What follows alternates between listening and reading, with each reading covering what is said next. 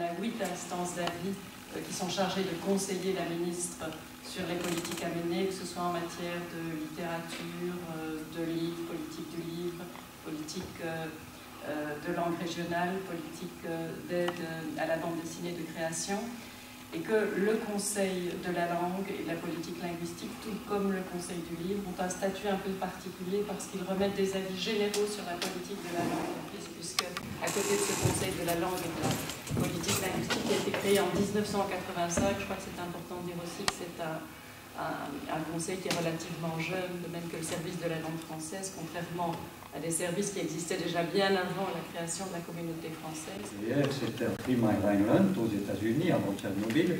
Il a manqué à avoir Tchernobyl américain un peu avant. C'était aussi une question linguistique. Les rapports avaient été bien écrits, mais personne n'avait compris que quelqu'un devait faire quelque chose. Jadis, il y a des langues qui sont mortes parce qu'on ne les a pas écrites, il y a des langues qui sont mortes parce qu'elles n'ont pas été imprimées, et demain, des langues vont mourir parce qu'elles ne seront pas entrées dans la civilisation de l'informatique.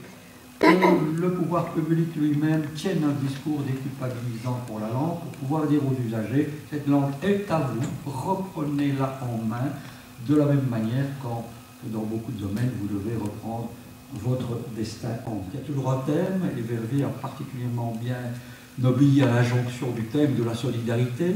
Il y a un thème qui est choisi internationalement et qui a évidemment une connotation politique chaque fois, et ce thème est illustré par une série de mots.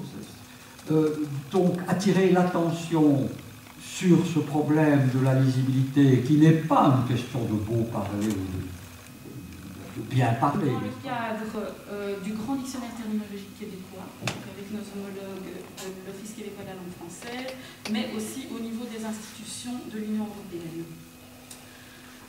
Ensuite, le service continue aussi dans le cadre de sa gestion terminologique, sa collaboration très étroite avec le projet Atlas. En 2010, le service a alloué une subvention pour une recherche relative à l'évolution des pratiques linguistiques dans les nouveaux supports de communication. On entend par là donc le clavardage, le MSN, les SMS, les réseaux sociaux, pour pouvoir faire un diagnostic de l'évolution de ces pratiques linguistiques. Le service a proposé à la ministre de créer un site de référence en communauté française de Belgique pour ceux qui souhaitaient disposer d'informations complètes à propos de toute l'offre qui existe en matière de formation et d'outils méthodologiques pour l'apprentissage des langues étrangères, y compris le français langue étrangère, y compris les langues de l'immigration. On annonce que si vous voulez participer, donc il y a un jeu concours qui a été lancé depuis le début mars, qui se terminera le 30 avril, et vous pouvez participer, il y a des livres à gagner.